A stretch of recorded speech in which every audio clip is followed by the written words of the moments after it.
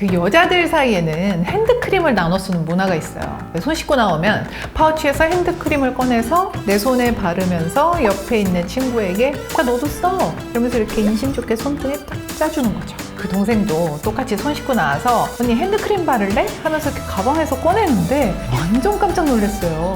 아니, 무슨 치약 같은 걸 꺼내는 거예요.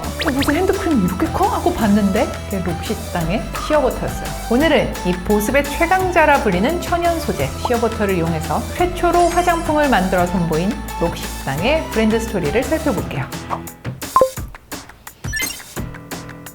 록시땅은 프랑스 남부 프로방스에서 탄생한 브랜드예요. 온화한 기후의 프로방스. 저는 이 프로방스 하면 라벤더부터 떠오르는데요. 무엇보다 자연이 아름답고 정말 풍성한 곳이죠. 이 아름다운 지역에서 23살의 청년 올리비에 보숑이 직접 추출한 에센스 오일을 장터에 내다 팔기 시작하면서 이 록시땅의 역사가 시작이 돼요.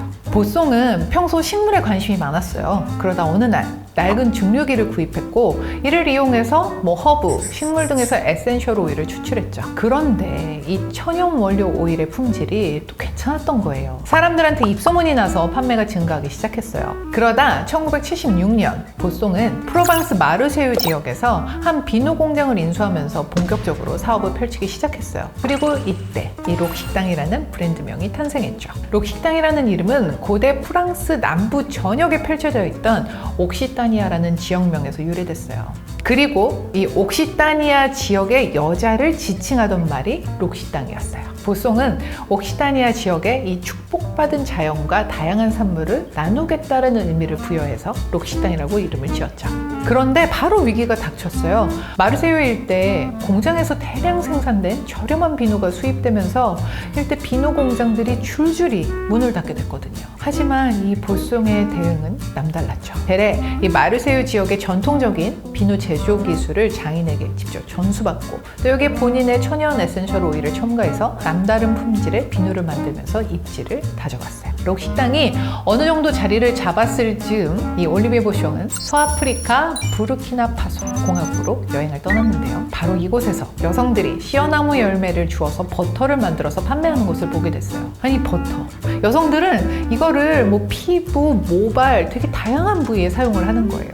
이 모습이 보숑에게 얼마나 흥미로웠겠어요? 여러모로 살펴본 보숑은 시어버터가 이 피부 보습과 영양 공급에 효과가 있다는 것을 알게 됐고 부르키나파소 여성들과 공정무역을 체결했어요. 그리고 이 시어버터가 들어간 비누를 성공리에 만들어냈죠. 이 비누는 록시땅에서 가장 많은 사랑을 받고 있는 시어버터 라인의 시초가 됐어요. 1989년 록시땅은 시어버터 라인의 첫 제품인 100% 퓨어 시어버터 제품을 출시하면서 이 시어버터로 화장품을 만든 최초의 브랜드가 됐죠. 좋은 토양과 환경에서 자라난 자연 성분들이야말로 인체에 더없이 유익하다. 올리비에 보숑의 말이에요. 록시땅은 자연주의를 브랜드 철학으로 지니고 있어요. 그래서 그들의 화장품을 보면 대부분 프로방스와 유럽 지방 전역에서 나는 라벤더, 버베나, 올리브, 아몬드 등 이 천연 원료를 사용하죠. 특히 록시땅이 사용하는 200여 개의 식물성 원료 중 25% 이상은 유기농 인증을 받았어요. 실제로 이 프로방스 들판에서 자라나는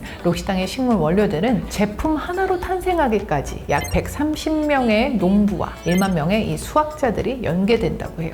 또 록시땅은 그의 생산한 제품은 그의 수확한 원료로만 사용한다라는 원칙을 고수하고 있는데요. 만약 7월에 라벤더의 수확이 끝난다. 그럼 8월에 제품을 생산하고 올리브가 10월에 수확이 끝난다. 그러면 11월에 생산 설비를 가동하는 식으로 아예 제품 생산을 원료의 생산 시기에 맞춰서 할 정도예요. 만약 록시땅이 해외에서 원료를 들여온다. 그러면 또 가능하나 공정무역 프로그램을 이용해요. 이 시어버터가 대표적인 예죠. 록시땅은 아프리카 여성들의 경제적 자립을 돕기 위해 시어나무 열매에서 추출한 이 질 좋은 시어버터를 현지 거래 가격의 3배를 더 주고 부르키나파소 여성들에게 구입을 해요. 록시땅은 제품의 패키지에도 자연주의 철학을 관통시켜요. 사과 주스 찌꺼기, 프랑스 란데스 숲에서 수거한 나무 껍질들을 수거해서 이 쇼핑백 종이를 만들어요. 또 이렇게 만든 포장지는 본사에서 전 세계 매장으로 공급을 하죠. 더불어 아예 포장 자체를 관소화하는 노력도 해요. 박스 형태의 겉포장 없이 1차 포장만 하고 이 리본 대신 볏짚을 이용해서 장식하는 등의 노력을 기울이죠. 록식당은 2025년까지 모든 제품 용기를 100% 재활용 플라스틱으로 만드는 것이 목표라고 해요. 록식당의 자연, 원료에 대한 집중은 사실 그 제품의 네이밍만 봐도 느껴져요. 정말 심플합니다. 시어버터, 라벤더, 버베나 등 이름이 길지 않아요. 제품 원료명이 제품명이 되곤 하니까요.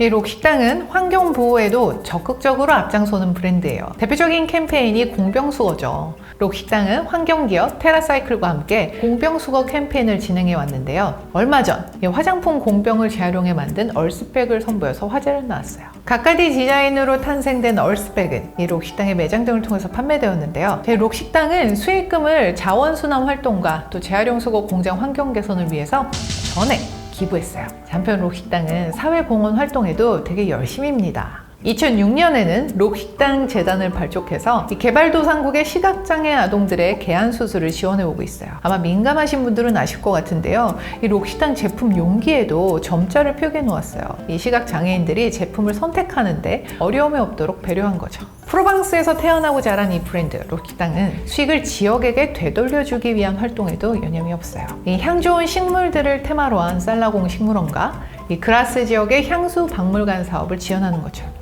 이 록식당의 행보에 마음이 따뜻해지네요. 혹시 록식당 카페 가보신 분이 있을까요? 우리나라에는 없지만 일본이나 두바이 등 이 세계 곳곳에는 록식당 카페가 있어요. 저는 오래전에 이 일본 시부야 거리를 막 지나가다가 록식당 카페를 또 마주쳤던 기억이 있어요. 이 건물 외벽이 온통 노란색이래. 진짜 깜짝 놀랐거든요. 근데 이게 바로 이 프로방스의 자랑, 이 태양, 아름다운 자연을 의미하는 거였더라고요. 우리나라에는 아직 록식당 카페가 들어서지 않아서 좀 아쉽기는 해요. 물론 종종 팝업 스토어를 열어서 록식당의 자연주의 브랜드 가치를 이해하는 시간을 가질 수도 있지만 기왕이면 이 프로방스 들판 같은 록식당 카페가 국내에 들어서서 좀 따뜻하고 푸근한 시간을 전해줬으면 하는 바람이네요. Raise a glass, you've made it another year. Happy birthday, have a laugh, crack a smile, even shed a tear. Because